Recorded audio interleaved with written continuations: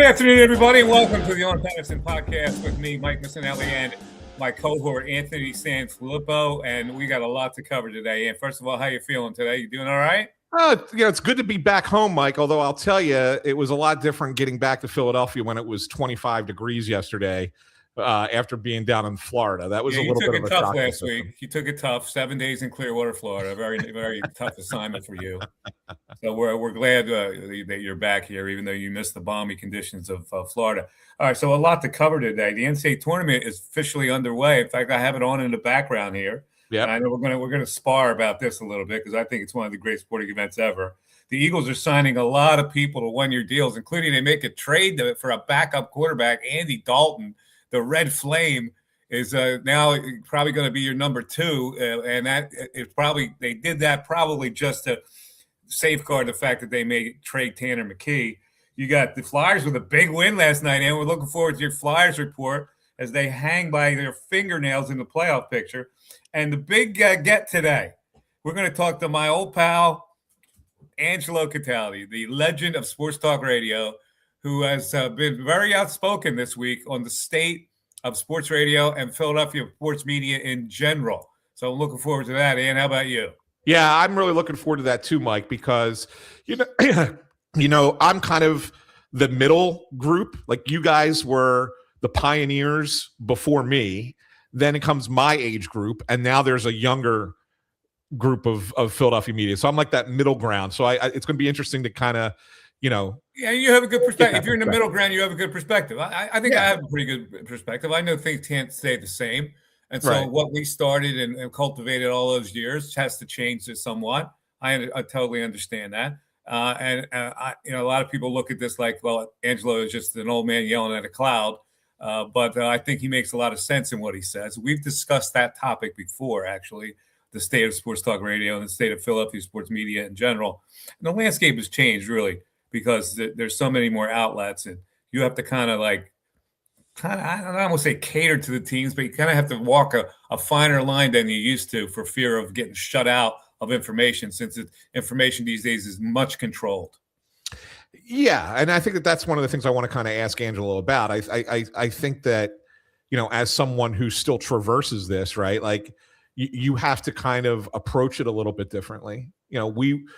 I think back then what I really loved about the way you guys covered sports, you guys were fearless, but you were able to be fearless. Like there was not going to be a pushback because that's just how it was covered back then, right? And the teams didn't push back. They didn't have their own media to control things. They couldn't put their own information out on social media. Like that didn't exist and all that, right? So it was a little bit different. And so with the teams having more control, it's not that you're afraid of getting shut out. It's more of how can I best get this information and best say what needs to be said without going full bore one way or the other. And the snag in the whole thing is corporate sponsorship. You carry a team, and they like to think that you're partners with them, and so you kind of like it's like nails on a chalkboard. Sometimes you say something, you're going to get some flack for it. We got a lot of flack back in the day, believe me, and we ignored it. And we had a program director who allowed us to ignore it. So that was the good part. We were protected a lot. But we'll get into all those issues. So let's talk some baseball issues. I know you were in Clearwater with the Phillies for none of the stars down there. So you kind of had like a week, a very different perspective week on what you were looking for down there. And then we want to get into the World Baseball Classic with Bryce Harper and all that kind of stuff. But first of all, your state of the Phillies as you were down there for a week. Yeah, I mean, I was actually pleasantly surprised, Mike. I kind of thought I was walking into a situation where you're going to, just see the same old with this team, because it's a lot of it. Let's be honest, a lot of it is the same. But not having the Harpers and the Schwarbers around, and even JT Realmuto was sick for 4 of the days that I was down there. Like, really, you only had the only regulars that were there that are, guys that have been around are Turner and Bohm and Stott. I mean, and Marsh. Those are the 4. Other than that, it's a lot of new people, a lot of new faces. Got to talk to a lot of new people. And as the week progressed, things changed in my mind on certain people. It's hard to sit here and say, spring training numbers matter, because they really don't. But for certain people, I think that there's something you're looking for and something to kind of click. So, like, for example, I look at Adolis Garcia, right? He's the guy that they brought in to replace Castellanos. And the first part of his spring was terrible. Like, his numbers were just awful, but it wasn't just that.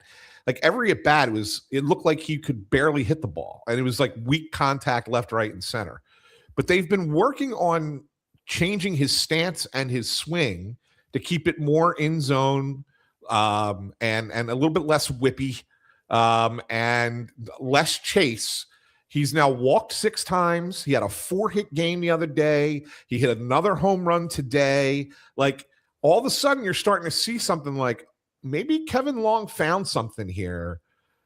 I'm not going to go look into that. I don't care about the numbers, but maybe there's something that he found here in this player that is going to be a far more productive right fielder than you had the last few years. Well, hopefully he has. He did hit another home run today, which is really interesting. We got people on our text board letting us know that he hit a home run, since we can't watch the game right now.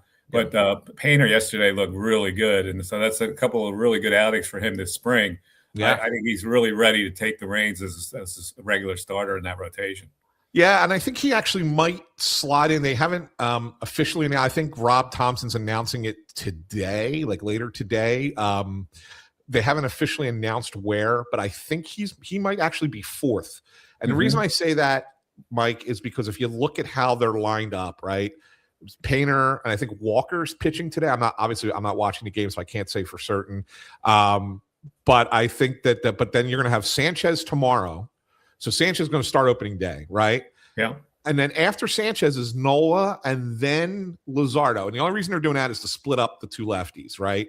And then, so if you're lining them up by the day, Painter would then be the next guy because he pitched yesterday, right? Yeah. And then Walker would be your number 5. So it looks like Painter's going to slot into that number 4 spot, at least to start the season. That's interesting, and we'll get to see him sooner than later. Aaron Nola, for what he did in World Baseball Classic, I was just flat out amazed. I mean, he was pinpoint sharp in every outing he had.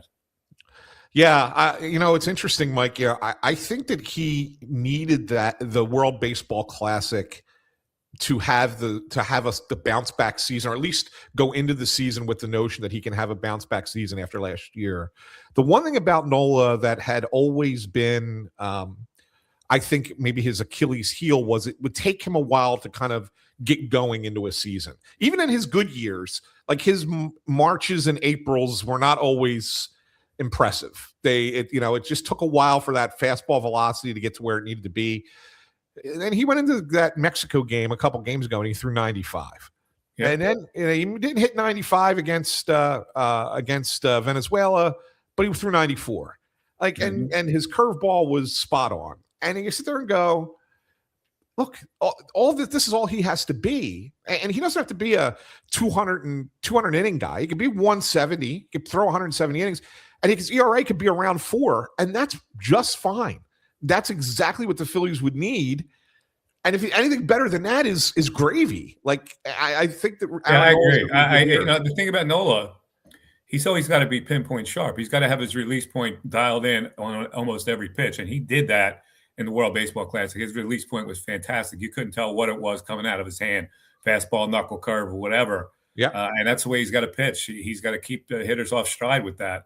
And if he can pitch like he pitched in the World Baseball Classic, they're in for a nice treat. This rotation is going to be one of the best, if not the best in baseball, if Aaron Nola can bounce back. Yes, exactly. And not only that, Mike, when you think about it, I mean, we haven't even touched on Luzardo.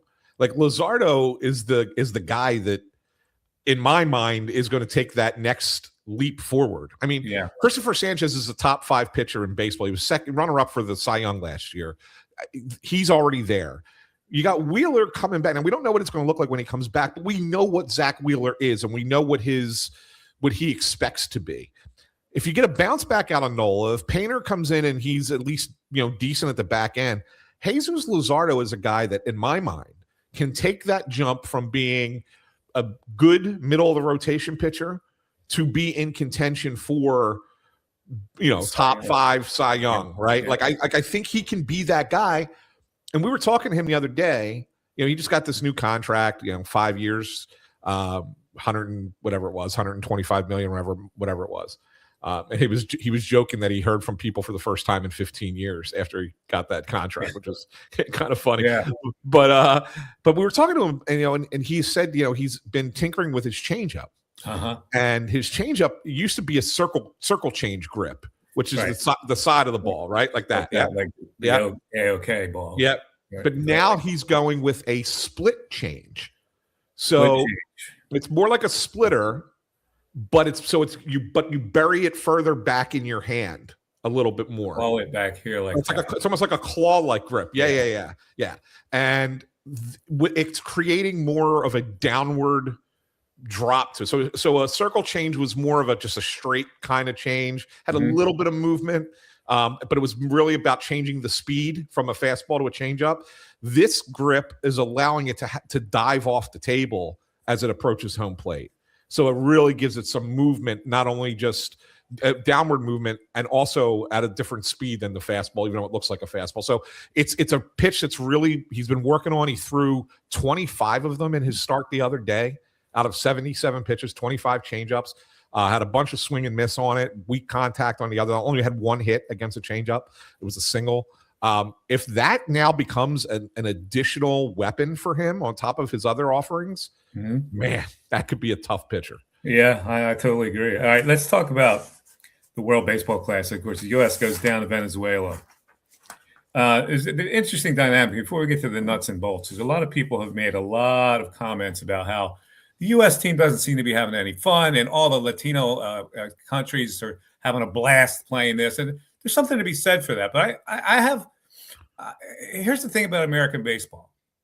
In American baseball, you are conditioned not to let the moment get bigger than you. In other words, you have to stay humble, because baseball is a game that can always bite you in the ass. And if you're overly confident and cocky, baseball is more likely to bite you in the ass. That's the system that Americans have grown up in. Be humble. Don't you hit a home run this time. That doesn't mean you can't strike out the next 3 at bats. So put everything in perspective. I think the Americans were swallowed by that philosophy. Maybe, but the counter to that, Mike, is Team Italy, which is, let's be honest, it's the American B team, right? I mean, it was a bunch of Italian Americans. It wasn't a bunch of Italians. Yeah, 26 or 28 players on that team were American. Yes, I would say a C team more than. Yeah, all right, fine, whatever. But even the star Italians are mediocre players.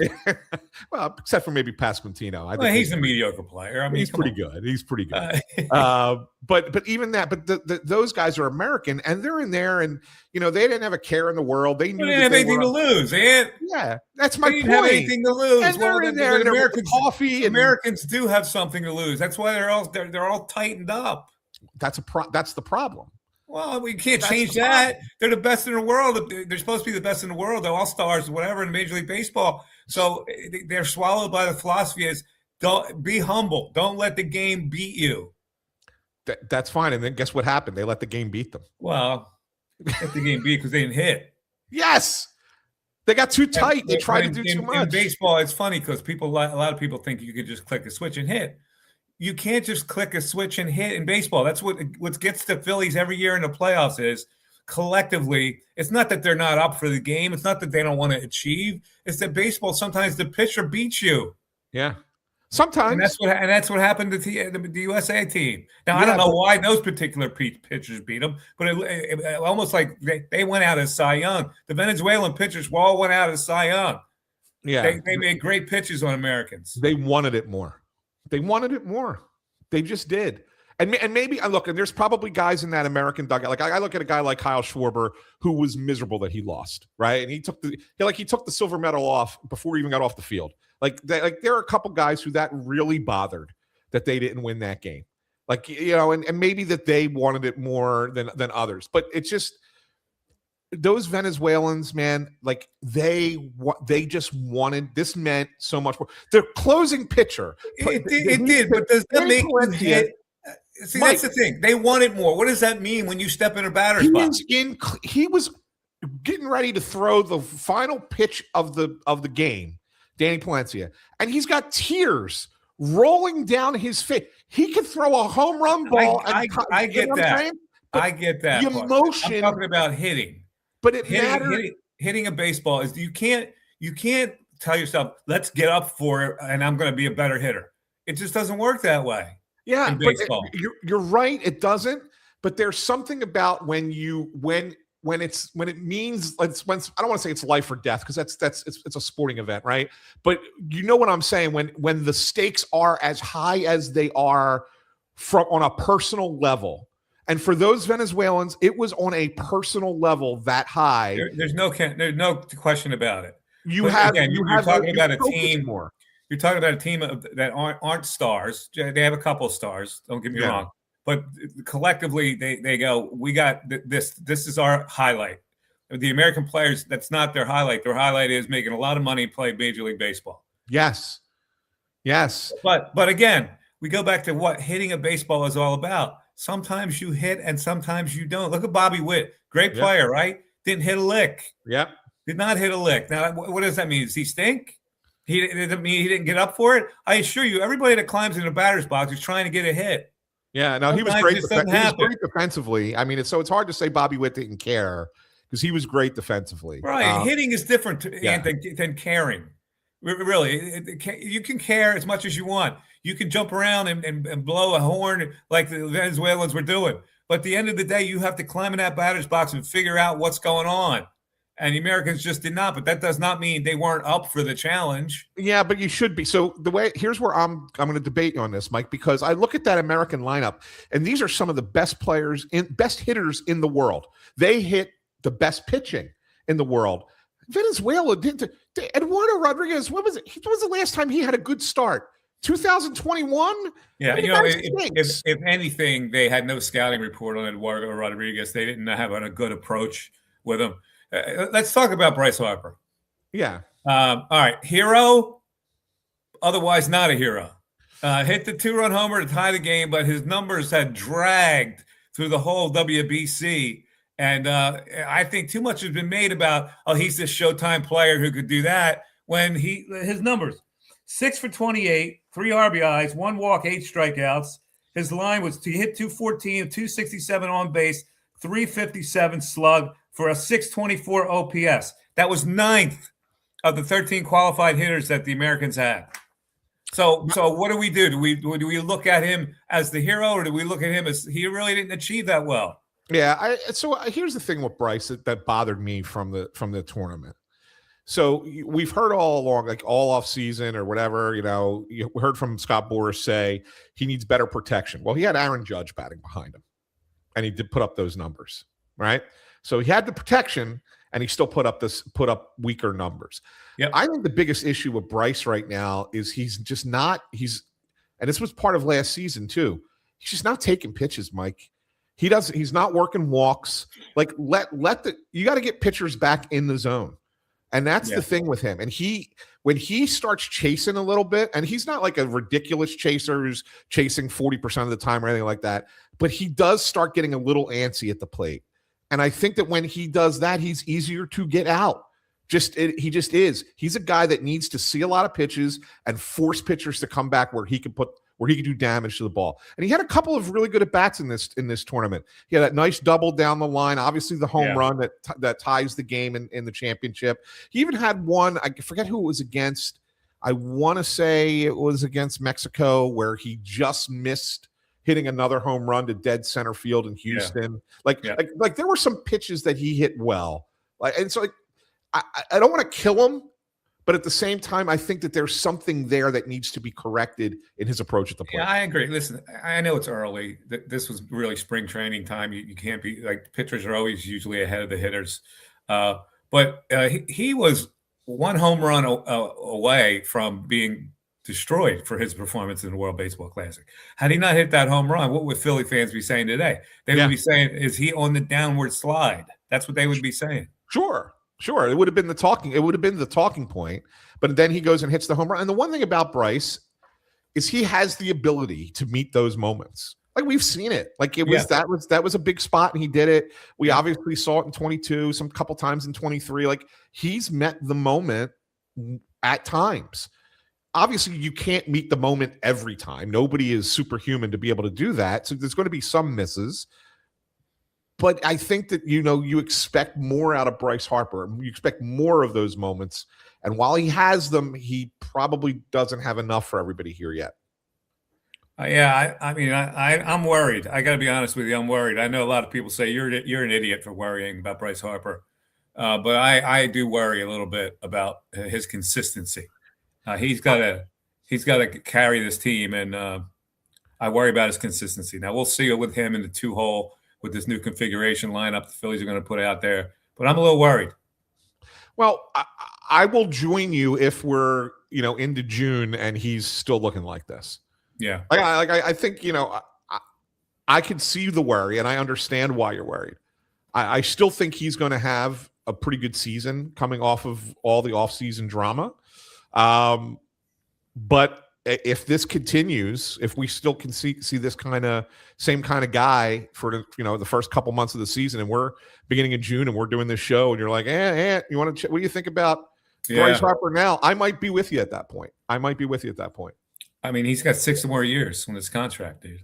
Yeah, that's a lot. Well, let's be honest. I mean, when they signed all these contracts, him, Turner, Nola. Even when you sign guys like Schwarber and Real Muto to the deals that they got this offseason, like, you kind of expect that the back end of the contract is not going to be great. Like, that the Bills come and do at some point, right? It's going to catch up to you. I'm just hoping the Bills not due now. That's the thing. Like, this would be too early for the bill to be due. He's got to be. Let's look at some numbers. What he has to be. He has to be a 30 home run, 90 plus RBI guy this year. Yeah, and it's less about that for me, Mike, than it is like I look at how often is he getting on base, what's his OPS? Like, if he should be a 900 OPS guy. If he's in the 800s, it's okay, but it's not quite what you expect out of Bryce Harper. He needs to be on base at like a 350 clip, at minimum. It should be higher than that, but it's a minimum 350. Like those are the things that you got to look at with Bryce Harper. And if he's not giving you that, then yeah, you're right. There's cause for concern. All right, let's take a break, and we have Angelo coming up at 2:30. Yes. Actually, let's talk a little bit about the NCAA tournament before we take a break and get. Okay, yeah, that's fine. Apparently we're missing a hell of a game between Ohio State and TCU. Ohio State was down 14 at halftime. They've come roaring back against TCU, who was coached by a former Big East coach, Jamie Dixon. Yeah. But I got my Final Four has 3 chalk and 1 upset. Okay. And so I know you're not that fond of the NCAA tournament anymore because it's gotten too chalky for you, correct? Yeah, it has, Mike. And I'll give you my Final Four too, which, by the way, is pretty chalky. I mean, it's all higher seeds, but I just think that over the last few years, the addition, the explosion of the NIL money, and then all the transfer portal stuff where guys are playing for 3 different colleges in their 4 years, whatever. Like, I think it has hurt. It is put such a divide between the haves and the have-nots in the college basketball. It used to be that those mid-major teams were able to get enough guys and say, okay, we have 5 or 6 really good players, and we could go toe-to-toe with you with our starters. You might have a deeper bench, and you might be able to wear us out over the long run. But if our 5 or 6 guys can play a really good game, they could beat you, even if you are one of the top teams. And that's what made the tournament so special. Yeah, see, I still think it's that way, though, in the first round. The first round games are really when that can happen. Now, again, these lesser teams upset a bigger team. It's not going to happen for the next 9 times. But for that one day, this day today, Thursday, Friday games, I think you can see some of that charms people. That's what people like when everybody's filling out a pool. They're trying to figure out which upsets are which. I agree that this year is more chalkier than ever as far as the Final Four goes.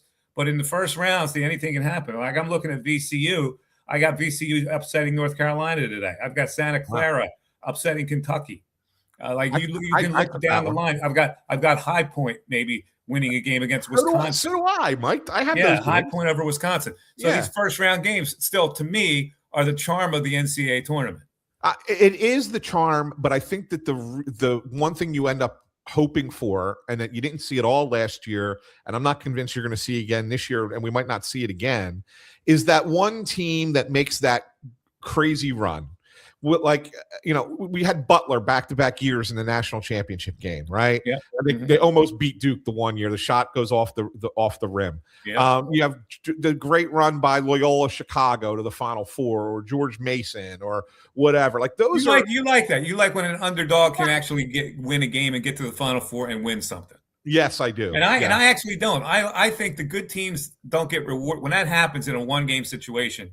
It's a fluke, and I don't want a fluke to decide my national championship. I like the good teams to actually decide it.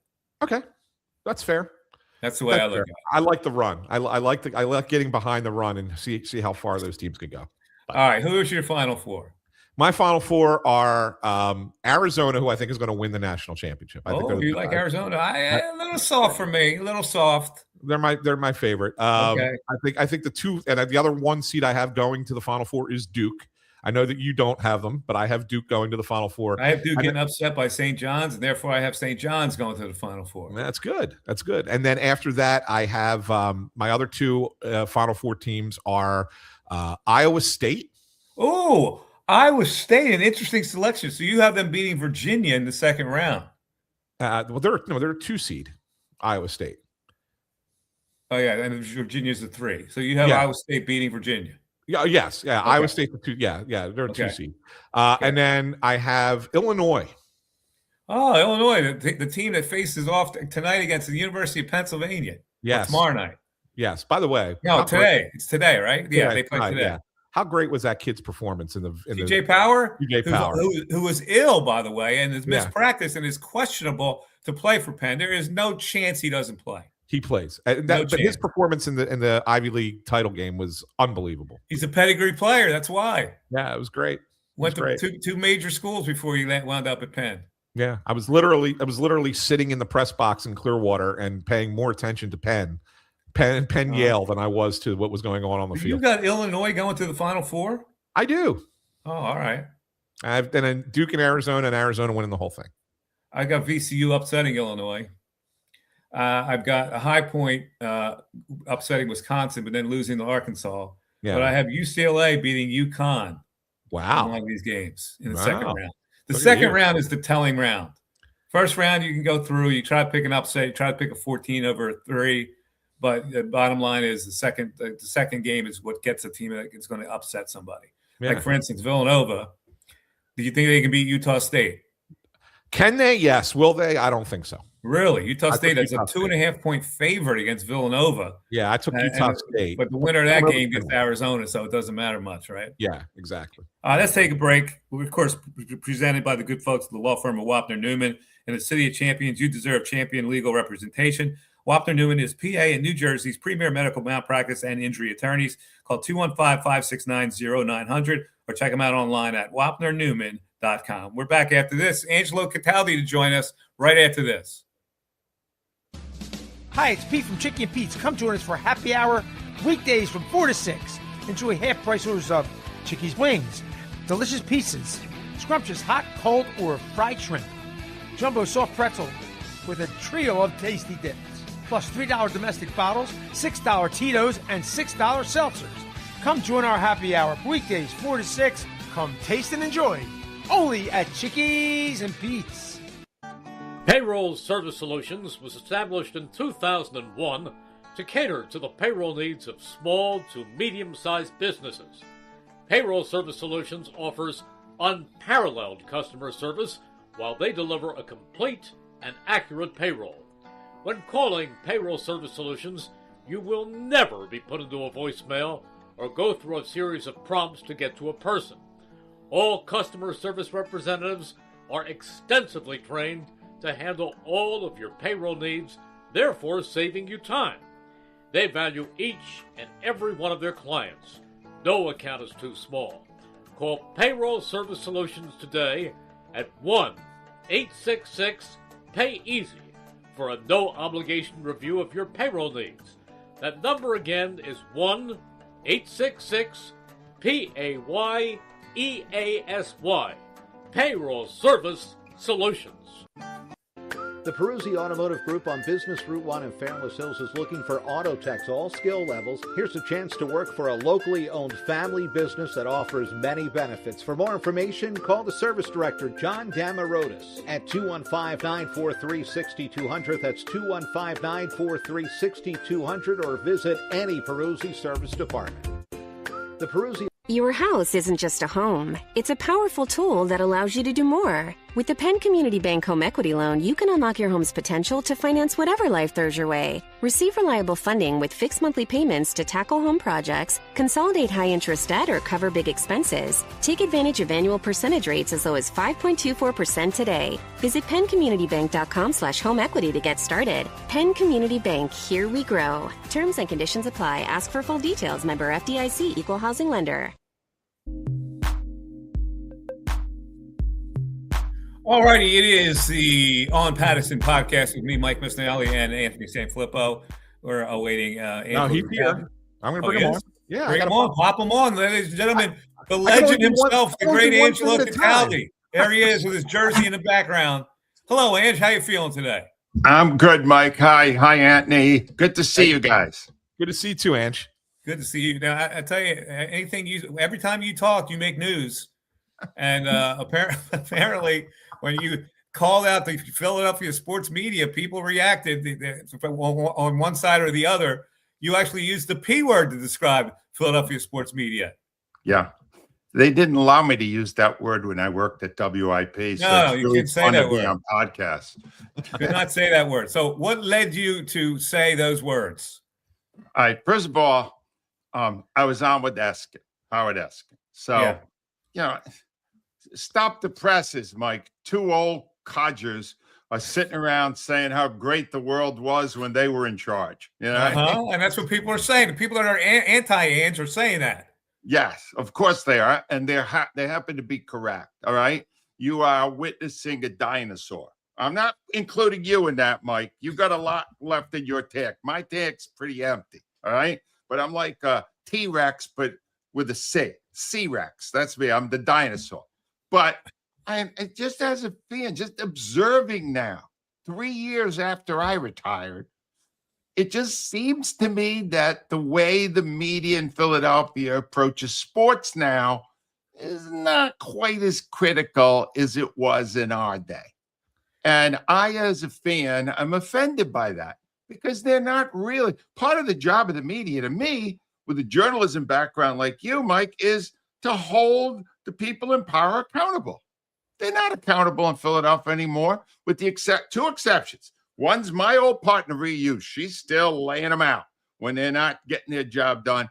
And Marcus Hayes is writing columns the way columns used to be written, with a critical sense, with a truly not worrying about who you're offending and providing your honest opinion, which is the definition of what a columnist is. Well, give me an example of that, because the way I look at it, they're two pretty successful teams here. The Phillies and the Eagles are pretty successful teams. So what is to criticize? All right, that's first of all, I don't agree with the pretty successful. Last time the Phillies had a parade was 2008.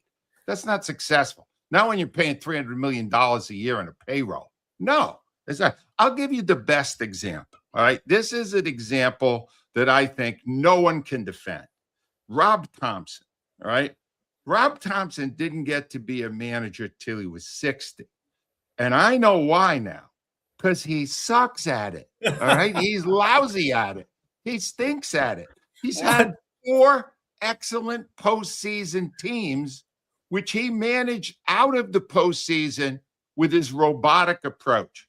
Mike, in the last 10 years, the single worst decision by any manager or coach in Philadelphia was Rob Thompson, game 1 against the Mets a year and a half ago. He's got Wheeler throwing a 1-hit shutout. Wheeler is unhittable. And there's only one thing that prevents him from getting the last 6 outs and the Phillies going up 1-0 in that series. And that's his manager who took him out on a pitch count. If you're using pitch counts in a playoffs, you are a moron. Do you understand? The whole concept of using a pitch count is to preserve your players for the biggest games. He got to the biggest game. He took him out. He made a couple other mistakes as well, but I hear you. I hear you on that. But the flip side of that, Angelo, is a baseball manager has to do one thing. Charlie Manuel did it better than anybody. You keep the players comfortable to go out there and win games. Now, it hasn't happened in the playoffs. I don't know. Is that Rob Thompson's fault that they didn't hit in the playoffs? Yes, it is. It's his fault. It is his fault because when they got there, he continued to manage like a robot using analytics. This whole thing, Mike, are you buying into this clubhouse culture bull crap? This is the way I look at baseball. On this show. It's okay. The way I look at baseball is you got to keep 25 players comfortable and confident in their abilities to play baseball. Comfortable. So I guess then Dave Dombrowski let down Bryce Harper when he accurately said that Harper didn't have an elite season. I don't think you should act that way, Mike. I don't think you should say something like that. I really don't. I'm not getting soft on you here, Angelo. Trust me. I think you are. I don't think I'm getting soft on you. Mike. Trust me. There's no. In this day and age, you have to understand players' psyche, right? There's nothing to win by doing what he did. By what Dombrowski had to say. Okay, fine. I'm not going to argue that, but I'm not here to protect the psyche of players. You know the way I covered teams when I was at the Inquirer. You know the way I covered teams or talked about teams when I was on WIP. I was never in the business of protecting any psyches. I was in the business of giving an honest opinion based on what I saw. You don't have to live with the guys every day. You don't have to live in the clubhouse every day. It's easier for us to do that. Half the problem is the guys, and I'm not including you in this, Mike, although, frankly, you had more athletic ability than I was comfortable with, all right? Frankly, as a media guy, you were a little too talented athletically, all right? This was never a problem for me. I never aspired to be part of that culture. I never cared whether I agree with that. I'm the same when it comes to that type of thing. I'm talking about how a manager has to look at players as opposed to how we have to look at players. Right. Well, my model, just so you understand that I truly am a dinosaur, the manager that I loved the most was before the time I was here in this city, Dallas Green. Dallas Green, I had really a man crush on Dallas Green because he put up with nothing. You understand? If you screwed something up, he not only would tell you, he would tell the public. He would tell you in the press conference, this guy let me down. He didn't do it right. That's my era. That was the way I grew up. That's the way I feel most comfortable. So, Ange, let me ask you a question. Just because as a guy, like I feel, and I was talking about this with Mike before we went on the live on the show. I said, you guys were from that generation just before me that, I loved reading you guys and like when reading the way you guys wrote is what I always wanted to aspire to be. And so then, now I'm kind of still in the mix. There is a younger generation than me that's covering sports now, but I'm still down there.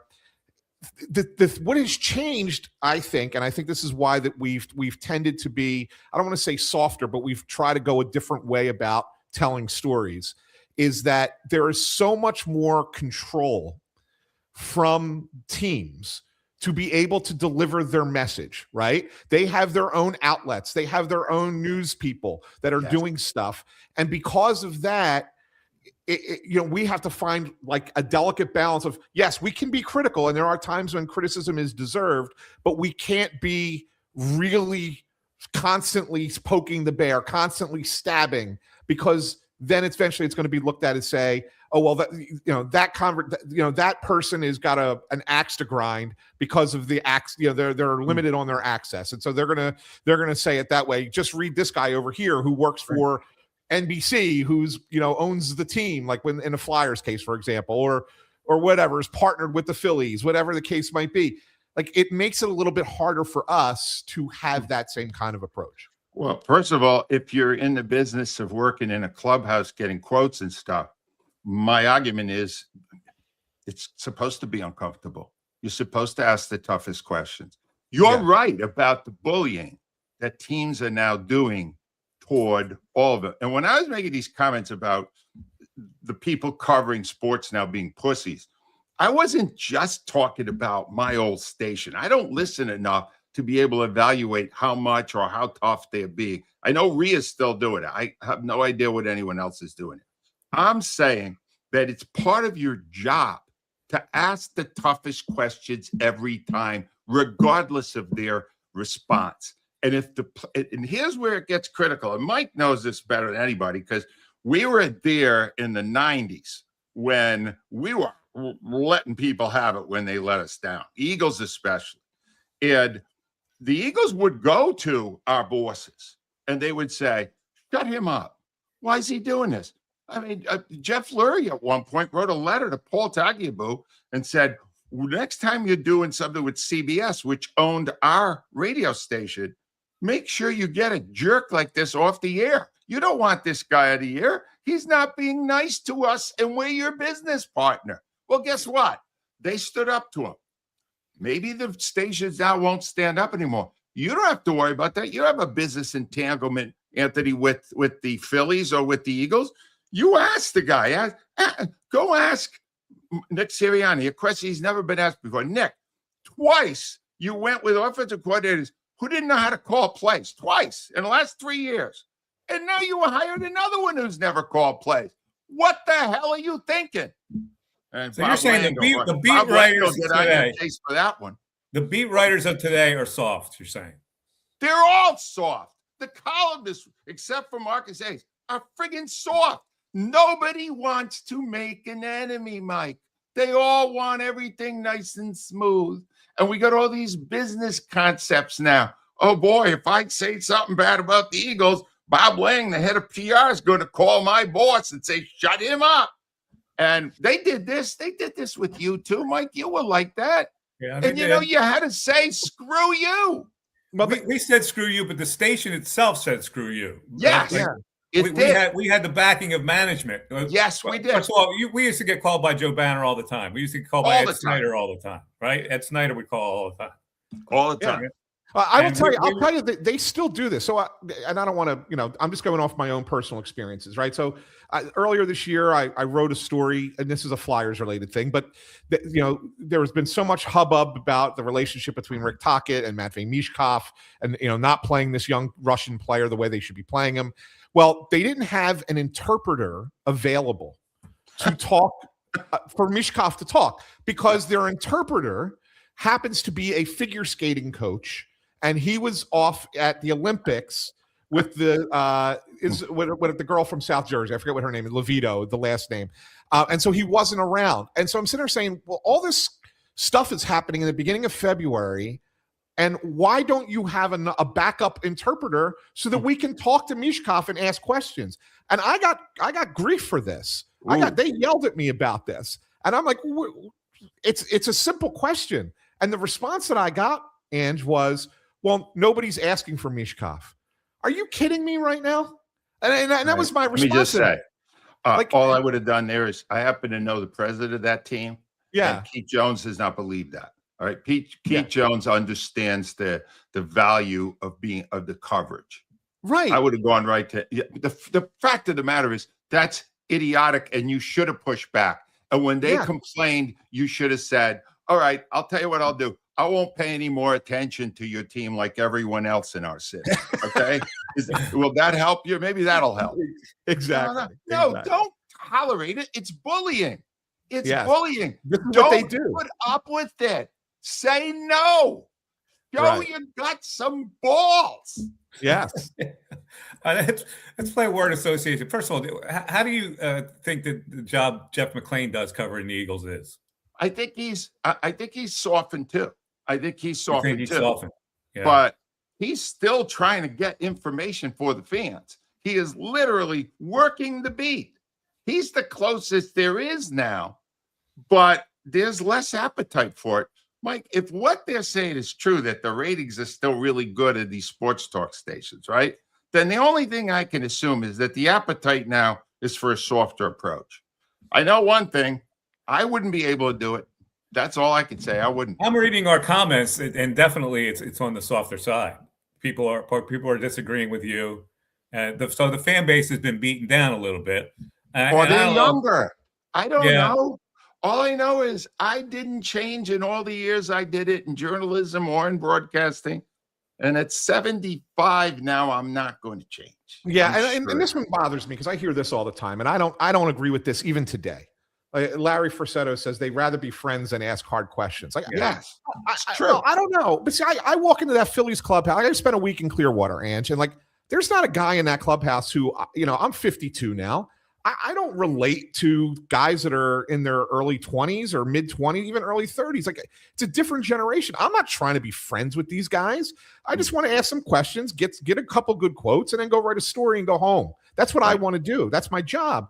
So I don't necessarily, and I look around the beat, and I don't think that there are guys, especially on the Phillies, I don't think that there are guys on the Phillies who go in there and they try to be friends with the players. I don't get that. Well, then explain this to me. Why did it take the general manager to point out that Harper had a lousy season and nobody in the media? Well, nobody in the media did it. No one did. He was quoted that way, but I think that we all, at times during the season, as it was going on, were like, something's not right with Bryce, or Bryce isn't the. Why didn't you go up to Bryce and say, Bryce, how do you feel about the season you're having? Yeah, that's called journalism. Yeah, get him on the record saying it's not what I hoped for, because it wasn't. Look at the numbers; it wasn't. No one's doing that anymore because it's too damn negative. And if that's what the public wants, that's what they're going to get. But I grew up, and Mike was here in an era when the Daily News in the 80s, they had one columnist after another to put up with nothing. Stan Hochman attacked every day the owner of the Eagles, Norman Brayman, bottom line Brayman. Those guys saw what their job was far differently than what people do today. Again, there was less winning back then.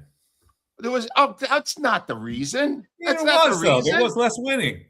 No. When you win, you covered. I'm not saying it's right or wrong. I'm just saying when you win and when you have a track record of success, except for the big championship, which the Eagles have gotten already, but when you win, people are less aggravated. Yeah. All I know is this: the Eagles won all the way to the Super Bowl in 2004. And the only thing we talked about when it was over was how Donovan McNabb choked and how he puked in the field. So they were winning and we were still criticizing. And that's the way I think it should always be. Yeah, but you also went 25 years too, and you were part of this era, Ange, where they didn't win a thing. No team in the city won a damn thing. So I think that probably. Would you say it's fair to say that probably fueled some of the negativity, and that once you were kind of in that mode, it was easy to stay that way? I was born negative. It was never an issue for me. You got to understand. If you read my brilliant what is your philosophy on that, though? When you say you were born to be negative, why were you born to be negative? Here's a point. What was your role? Well, I was born in Rhode Island, so we had kind of an inferiority complex to begin with. We're so damn small. But no, when I went to college, when I went to Columbia, my advisor, the first day I was there, and I told him I wanted to do sports journalism, and he went, "Oh, geez, we're here to put people as foreign correspondents and bureau chiefs. So, we got this jackass who wants to write about games." So he said to me, "If you're going to do it the way you cover City Hall, do it the way we cover the White House, ask the toughest questions, keep people accountable," and I agreed to do it. And 50 years later, I'm still trying to do it, right? But it's, what's the point? If there's no market for that anymore, I'm where I should be, in a rocking chair. That's where I belong right now. But I'm not going to change, and it still nauseates me to see all these pussies trying to cover sports now and befriend the people they're covering. I agree to a certain extent. A new era has come along with sports journalists where they're just happy to be there. And nobody breaks stories anymore, Ange. When you covered the Eagles, you had to break a story. Now everybody's got to wait for Adam Schefter to break a story, and then they write about Adam Schefter breaking a story, which I don't understand. How could you be covering a beat and not be in on inside information? Well, here's the thing on that, Mike. To be the guy that's breaking all these stories, you understand he has to trade something in return, and that is, I'm going to protect all these people that are giving me this information. Yeah. Therefore, I cannot provide any longer an honest opinion on a lot of stuff because I'm counting on these people to do my job for me. and call me and say the Eagles just signed Andy Dalton, whoever, and it's a different way of doing it. It's not real journalism anymore. We had to work to get a story. I still think that old format, that was the better way to do it because it was honest. Now you're trading stuff. I'll tell you what I think has, these national guys like the Adam Schefters of the world, what they have become is they've basically become information traders, right? So in a sense, the teams are using them to find out information about other teams. Yep. And oh, by the way, here, I'll give you this nugget. And so that's really what it's become.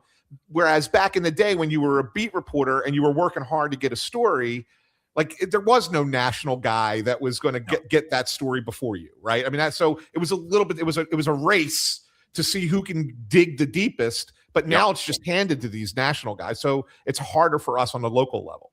Right. And they did it so they could have more control. Yes. All of it is your original point, Anthony, that the teams now more than ever are trying to control the message. But from my era, the journalist is supposed to ignore that message and get to the truth. All right. And so let's play a little word association game with you. This is always fun. I love to do this with you. Nick Sirianni. Overrated and about to hit the wall. Ooh, bad season for the Eagles, you see? Yeah, I am because, I mentioned one reason now. He's got another guy there calling plays who we don't know if he can do it or not. Sirianni's such a moron, all right? And I'll just say, Mike, I got to interview a lot of people in the time in journalism and in broadcasting. I got to interview every coach after games for years and years. Nick Sirianni is not in the lower half intellectually of the people that I interviewed. He's in the lower half of the lower half, bottom 25%. All right. He's not very smart. Remember his first news conference? Oh, yeah, I remember it. That was Nick Sirianni before he had been totally rehearsed by the PR department to cover his moronic thoughts. He doesn't know what he's doing. He's got an amazing record. He does. Why does he have an amazing record? Because he's had the best roster in the NFL for the last 4 years, minimum. Okay. The best roster, including last year. They had a better roster than the Patriots. They had a better roster than the Seahawks. They didn't win because they had Kevin Patullo making play calls. All right, that leads me to my next name, Howie Roseman. Howie Roseman, the best GM in Philadelphia sports history, having a terrible offseason right now. Okay. Josh Harris. Mike, let me demonstrate the depth of my knowledge. All right. So I'm celebrating a birthday last week. Gail says, I want to go to a sports event. All right, what's coming up? Oh, the Sixers. Let's go to see the Sixers, right? I went, let's pick Sixers Nets. It's a nice afternoon game. We'll take all the grandkids. Sixers ended up with no starters available to play versus the Nets, who were trying very hard to lose. One of the worst sports events you could ever pick. All right. I that day made Joshua Harris $1,000 richer. Right. I gave him a nice big check for $1,000. He's the biggest carpetbagger, the biggest bloodsucker who has ever owned a franchise in Philadelphia. Ever. Oof. All right. Bryce Harper. Wow. Bryce Harper is mirroring the media right now. He's getting softer. Bryce Harper shouldn't be reacted to the GM saying he didn't have a great year when he didn't have a great year. He should be tougher than that. He should be way tougher than that. And frankly, 8 years into his 13-year deal, Mike, I don't see any rings. That's the ultimate definition of whether he will have been a successful star player in Philadelphia. Right now, he's got nothing. And he's not going to get anything this year because he's got the same robot managing the team. So to me, right now, stand up and do it or shut up. It's time. All right, You're all making right. $330 million. So you didn't like that not elite T-shirt he wore? Yeah. Not elite. Oh, that was charming. So clever. All right, Jalen Hurts. Jalen Hurts is, I'm sorry, I love him. Jalen Hurts right now, other than Howie, is the smartest man in the Eagles organization. I think he's smarter than the owner. He's smarter than the owner's son, who's gaining more and more control, which is not a good thing for the Eagles. He is definitely smarter than the boss, Nick Sirianni. He's definitely been smarter than all the offensive coordinators. He gets a new one every year, smarter than all those guys. And he's got to overcome every year all these dumbasses surrounding him. I love Hurts. Hurts got me to 2 Super Bowls, and he did it with the only 2 years that he had offensive coordinators that knew what they were doing. I didn't expect that answer. All right, let's go with the Philadelphia Inquirer. Wow. Does it exist? Is it still there? I don't know. It's probably, I guess I would say it's a carcass, but they haven't held the funeral rites yet. It's pretty much dead, the way I know it. Read it And every don't day? leave out Joel Embiid. I don't know if you leave All it. right, all right, let's go back. Joel All right, let's Embiid. go. Instead of the Joel Inquirer, let's Embiid go to Joel Embiid. The biggest bust in Philadelphia sports history. Woo. At the end of his 13 years, he will make, ready for it, more than $500 million. And he hasn't sniffed a conference final yet. What a and he's not going to do it this year either. Soft. This is soft to the nth degree. The softest player in Philadelphia that I ever remember either. And you got any? No, I was really enjoying where he was going with the Inquirer one. You jumped off. It's not what it was. It's not. I know it isn't, but I mean, at least pretend. Yeah. Right. Well, and based off of that, I want to ask you about, maybe you have a little bit more insight because you know some of the people, but what's with NBC, SN? Where do you think that they have gone as far as? I mean, you used to have a show there. I had a show there for a long time, and now they are completely overruled by the teams that they cover.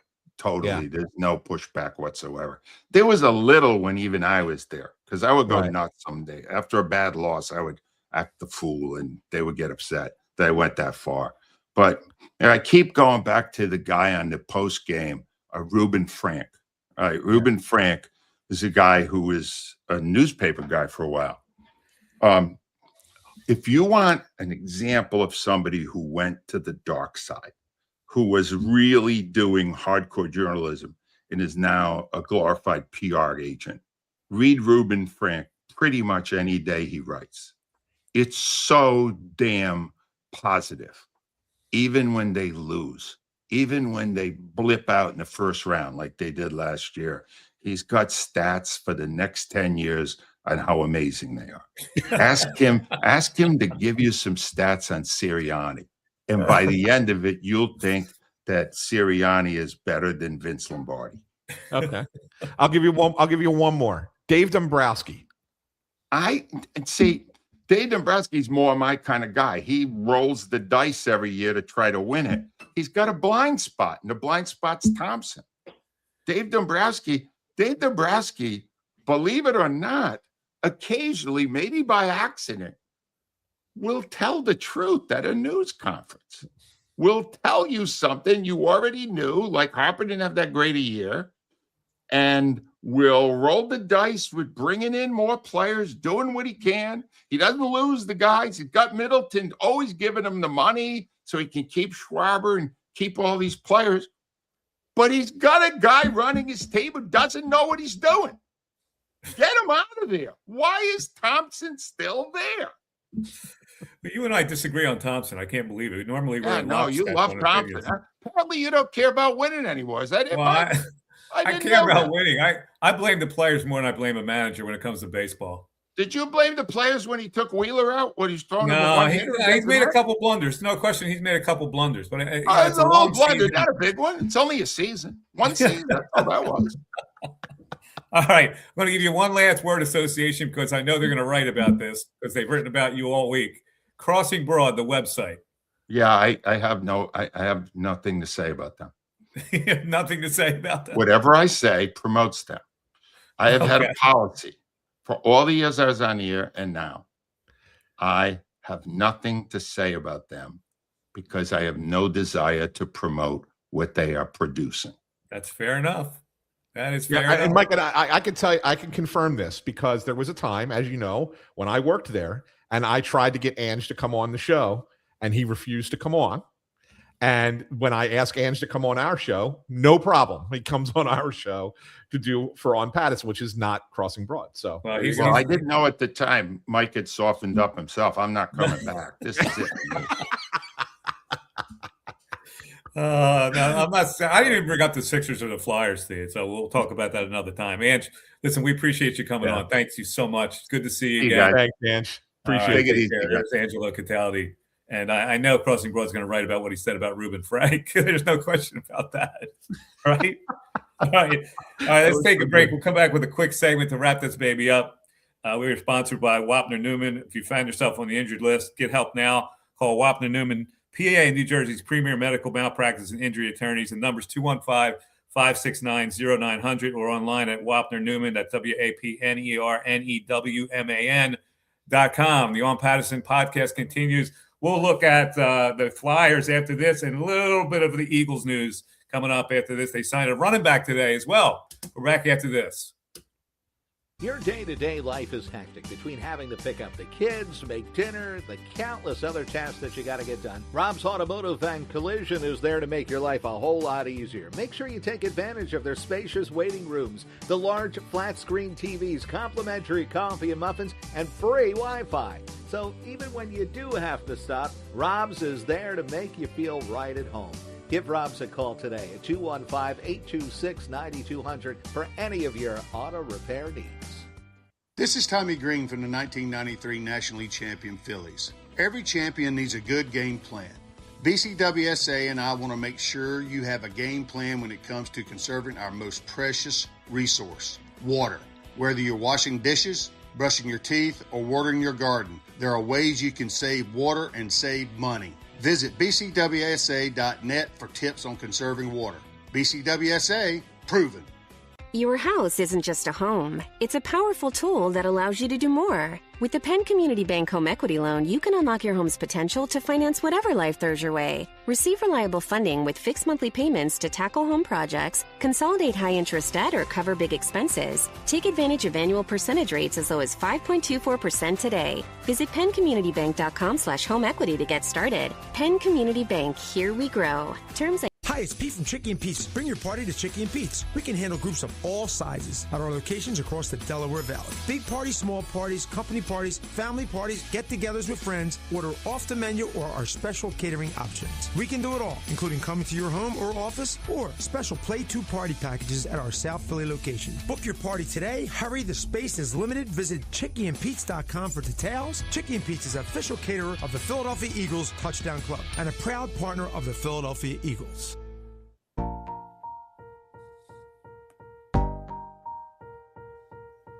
Well, a lot of reaction to Angelo as you look at the text board. I may be on an island here, but I think Cataldi is making sense, says Ford. I agree with a lot of he's saying. This one, the Neil Deaver, 3045, Cataldi's over-the-top criticism comes off as contrived to me, either contrived where it's based out of ignorance. So back and forth with this. Marcus Hayes, while sometimes good, writes contrived articles for clicks. I'm surprised he did mention Marcus Hayes, who does say stuff. Yes. But it's so far out there sometimes that you can't take him seriously. Yeah, I mean, look, and I get along with Marcus. I work alongside Marcus in several press boxes, and I don't always agree with what Marcus writes, but I understand why Angelo says what he says, because the one thing about Marcus is he's not afraid to put himself out there, knowing that a lot of people are going to hate what he has to say. So I can kind of understand why Angelo finds that appealing. Big Daddy says, today's media sucks. Ford is back with Zangaro is the worst. He writes, of course, about the Eagles for NBC Sports Philly. but everyone knows he literally works for the Eagles. See, this is the kind of thing that the line gets blurred sometimes when you're trying to cover. Mike, I get it all the time. Listen, my hockey podcast is, I have a partnership with the Flyers, so we are a licensee of the Flyers. People take that to think that means that I am an employee of the team. So if I say anything positive about the Flyers, they're calling me Shill Anthony. I'm a shill. It's the Shilly podcast, right? Like, I get it. It happens. People say it all the time. I don't know. I express my opinion, and people think it's being fed to me constantly by the. Yeah, you can't please everybody. Like I say, I think winning has mollified this fan base a little bit in a couple of sports. The Phillies and Eagles, you can say all you want about them not winning a championship every year, but they're there. It's a long baseball season, and they win a lot of games. So I don't agree with Angelo's criticism of Rob Thompson, except for a couple of things that he's done in the past. I think he's been a pretty solid manager for this group. I'm with you, I'm a big Rob guy as far as how you manage a group of people. We've had this discussion before, right? A coach coaches, a manager manages people. Like I think that's the difference in the name. Yes, have there been things in game where I sit there and go, Rob, what the hell are you doing? Yes, 100%. Happens a lot. That happens with any baseball manager. But as far as managing a clubhouse and managing the personalities and managing a $300+ million guys, people don't look at that. And I didn't mean to say that because Angelo doesn't go to the clubhouse, he doesn't see it. What I'm saying is the clubhouse has to be a place where players have the most confidence that they can do their ability. And if a manager gives you confidence and puts you in the lineup in a certain spot, he believes in you, you take that out to the field and you're more apt to play better than not. That's the way I look at it. When a manager keeps you on edge like Dallas Green, that may work for a couple of weeks, but it doesn't work for the long haul. Especially not in today's generation. No, not today's generation. Today's generation of athlete will not stand for that. All right, and what do you think of the Eagles acquisitions? They got Andy Dalton, seventh for a 7th round draft pick. They signed Hollywood Brown as a starting slot receiver. They signed Dallas Goedert to a 1-year deal. They got Tyreek Woodall a little earlier to be a starter. So they've replaced the 4 starting positions there. And Andy Dalton now will be a backup quarterback. I don't know if he'll be the 3rd or 2nd string, depending on what they do with Tanner McKee. But how you feel about Howie's offseason? Angelo said he's having a lousy offseason. Yeah, I mean, I don't think, I wouldn't know if I'd call it lousy, but I don't necessarily think it's been great. I think he's let a lot go. Dallas Goedert coming back kind of, I think, salvaged it a little bit for me. And I know they might look to draft a tight end, right? And that's fine. But I was starting to get concerned. I still don't think A.J. Brown's going to be back. And so I was starting to worry, well, who the hell's Jalen Hurts going to throw the football to this year? They didn't bring anybody in, and who are they going to get? So the fact that they brought Goddard back, at least, he's the security blanket. So I'm good with that. Andy Dalton, maybe that converts Tanner McKee to a draft pick that you can get something else, I guess. Yeah. I guess. I mean, but doesn't these other moves don't move the needle for me? I mean, Reek Woolen could be good at corner, but he could also blow up in your face because he's so out of control sometimes. I don't know. I haven't seen enough. Yeah, it remains to be seen what they all are now. Yeah. But at least they're filling some positions and they got some starters. They have to get a safety somewhere. I don't know if Jonathan Jones is a pilot. Did you read that where he flew from Charlotte to Philly for his presser? No, I missed that. He flew himself. He's a pilot, Jonathan Jones. That's not great. He's a cornerback, but he may be a candidate for safety as well. All right, finally, I want to touch on the Flyers' hopes. The big win last night against Cutter Gauthier, who scored again. But they do win, and they're 6 games out of the wild card. What do you think? They're not going to make the playoffs. 6 points, not games. Yeah, they're not going to make the playoffs. It's just too. Look, if they do, it's a hell of a run. If they do, because they're going to need to win several games in a row in order to kind of give themselves a chance. But what I do like about it, Mike, and hockey fans Flyer fans will fight with me about this, is I like the fact that they are trying to remain competitive. There is nothing I hate more in sports, and you see it in the NBA. I talked about this last night on the hockey podcast. There's nothing worse than teams that don't try to win. The NBA's got an epidemic, right? They really do. There's at least 10 teams who are not trying to win basketball games. And now the commissioner has to come out and try and say, well, we're going to try and figure out ways to curb tanking. Like, there's nothing worse than that. So I like the fact that they try to win. Whether or not they get there or not is fine. But you're seeing some young players starting to play better, starting to develop. I think you're going to start to see some guys get signed to contracts to be part of this team for a while. I think Zegers is getting closer. I think Jamie Drysdale, they're going to get close on that. And then you're going to have the guys coming, like Porter Martone, the big name that everybody wants to see play. He's playing for Michigan State right now. They're going to go to their NCAA tournament. Depending on when they get eliminated, I can almost guarantee you that as soon as that Michigan State season is over, he will sign with the Flyers and he'll be here. He was their first-round pick last year. I think that's going to be an exciting time for them. I think that they're heading in the right direction. I really do. It's just taking longer than people want. All right. Sounds good. As far as the Sixers go, they are now in looks like they're in 9th place. They're a game and a half behind the Magic for the final spot. They lost to Denver. They play at Sacramento tonight and then at Utah. So a couple of games they should win. Hey, by the way, Joel Embiid has been upgraded to doubtful. Oh, he's up. Wow. I mean, maybe he plays in one of those games. I play him against Utah. If he's doubtful, I wouldn't play him against the Sacramento tonight. I'd save him for Utah on Saturday where you can feast. Yeah, it's probable. That's a probable thing. It's probably a good read by you about what. Yeah. All right. Last thing, the NBA wants to expand. How do you feel about that, Mike? This is the point I was just making. Like, it's only going to get worse. You don't have enough talent in the league now to fill out these. There's so much of a gap between the haves and the have-nots in the NBA, and now you want to expand it more. Like, it's nuts to me. Like, fix what you have before you start adding even more teams. It's only going to water it down more. I don't know. I think it's crazy. I just think it's crazy. We try to update people on the scores in case you're not watching right now. The scores for the games. Did Nebraska win? Wisconsin is beating High Point by 3 points in the second half. That's our upset special. Louisville is smoking South Florida. And let's see. Troy lost. Nebraska pounded Troy 76-47. And TCU with a 2-point victory over Ohio State. Yeah, that's a good one. Early games. Yeah. All right. I think that's going to be Siena's up 2 on Duke, by the way. Early. They're up Siena early on, upsetting Duke. The one last thing I wanted to ask you about, Mike, and I don't know if did you happen to see? I texted you about it. Did you happen to see the article that Jason Stark wrote about the new rules in baseball? Yes. Second base is going to be a little closer now. So think about this for a second. Yeah, right? It's been wrong the whole time. So it's been complete.